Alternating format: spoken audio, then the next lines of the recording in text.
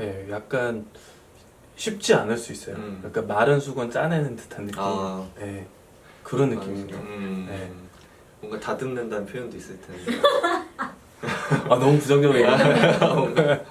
뭔가 좀 점점 차이점에 대해서 얘기하기 전에 인하우스 디자이너와 스튜디오 디자이너가 어떤 역할을 하는지에 대해서 먼저 간략하게 얘기를 하면 좋을 것 같아요. 그래서 먼저 인하우스 디자이너에 대해서 말씀을 드리면, 인하우스 디자이너는 말 그대로 정말 기업 디자이너라고 보시면 됩니다. 그래서 다양한 분야의 기업 안에서의 디자인, 어떤 전략이나 방향성에 맞게끔 디자인을 하는 디자이너라고 보시면 됩니다. 스튜디오 디자이너는 이제 뭐 기업에 속해 네. 있지 않고 외부에서 이제 클라이언트 분들이 이제 디자인을 프로젝트 단위로 의뢰를 해서 거기에 대해서 이제 디자인을 하거나 아니면 뭐 자체적으로 이제 프로젝트를 발의해서 디자인을 하는 그런 업무를 주로 하고 있는 디자이너라고 보시면 되겠습니다.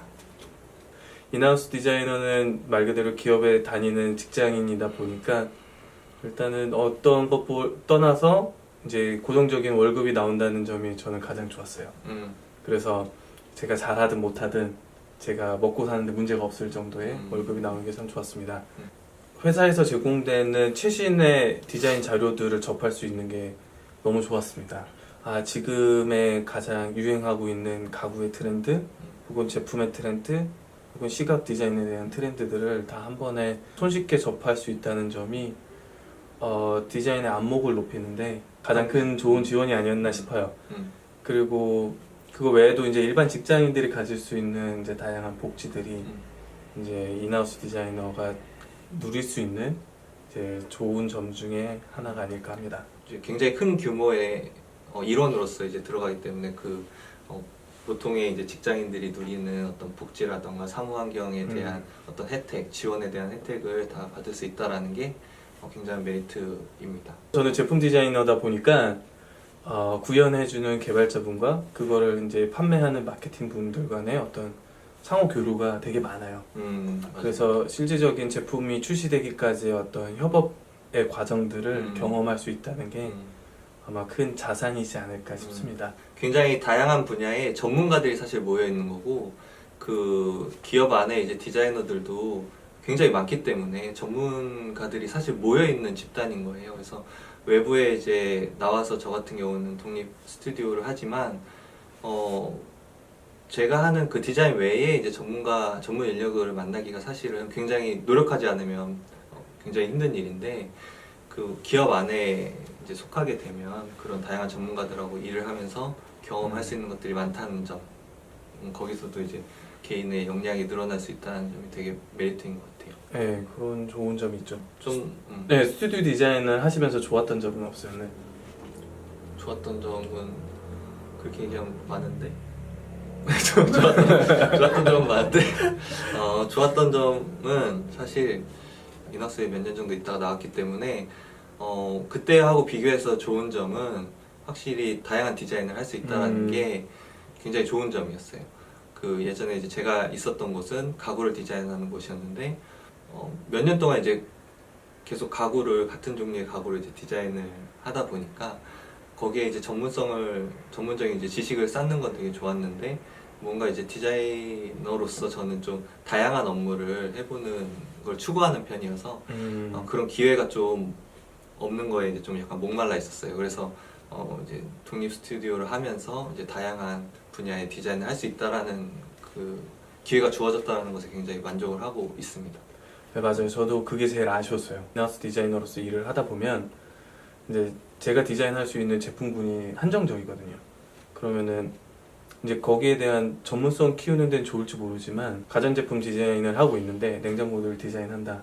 그럼 냉장고라는 그 틀 안에서 나올 수 있는 디자인이 되게 한정적일 수밖에 없거든요. 그러면은 뭔가 좋은 컨셉을 가지고 가도 거기에 적용하기 어려운 한계들이 좀 많이 부딪히고 이러다 보니까 되게 작은 디테일한 부분에만 너무 집착하게 되는 그래서 좀 더 새로운 컨셉이나 새로운 방향성을 찾기보다는 그 안에서의 작은 변화들을 찾아야 되는 그런 어려움이 좀 있다 보니까 예. 사실 이제 한 종류의 제품의 디자인을 계속 한다라는 거는 점점 이제 전문성을 높여가는 그런 방향의 디자인 업무이기 때문에 사실 이것도 굉장히 어려운 일이에요.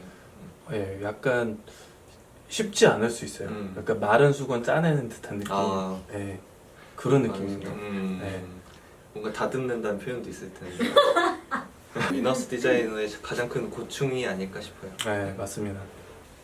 저희가 이제 인하우스 디자이너하고 이제 스튜디오 디자이너하고 근무하는 어떤 환경에 대해서 얘기를 해보려고 하는데요. 가장 큰 차이점은 뭐 복지라던가 실질적으로 일을 하는 그 사무 환경이 어떻게 구성되어 있는가에 대한 것들이 좀 공유를 하면 좋을 것 같아요. 인하우스 디자인 같은 경우는 너무 좋죠. 사무 환경은 사실 출력도 마음껏 할 수 있고 그리고 2년에 한 번씩 건강 검진도 제때 해주고 네, 건강한지 안 건강검진, 건강한지 건강검진이 있구나. 그쵸.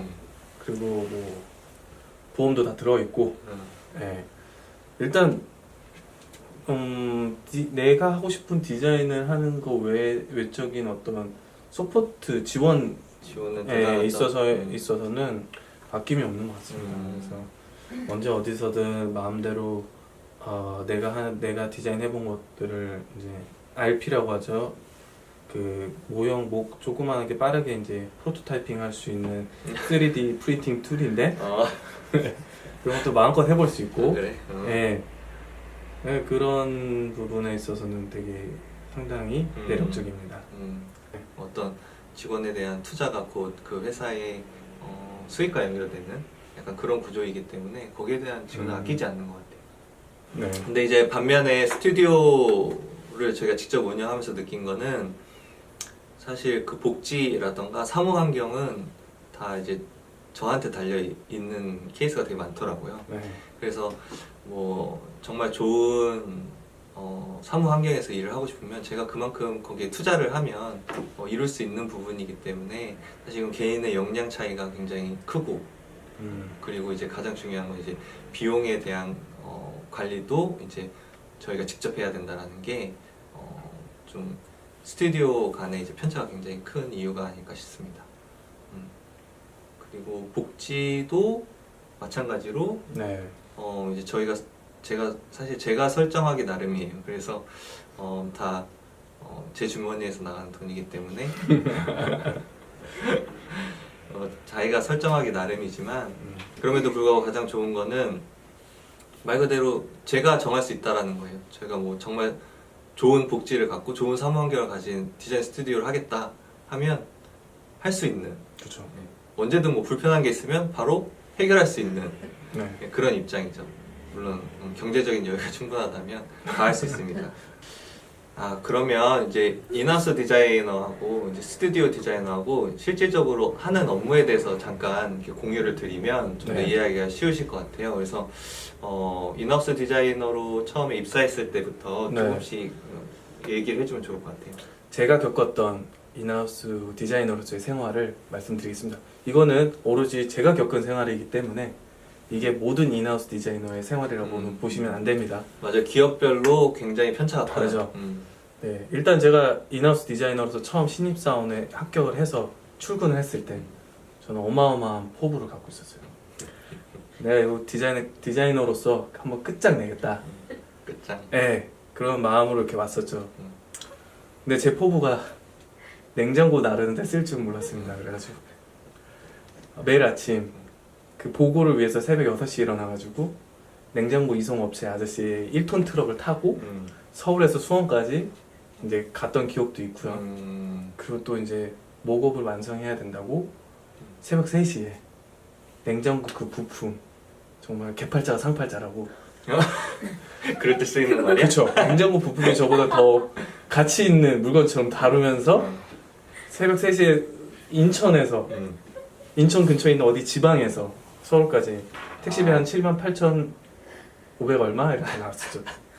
그 기억이 아직도 또렷해요. 고생 진짜 많이 했네. 예.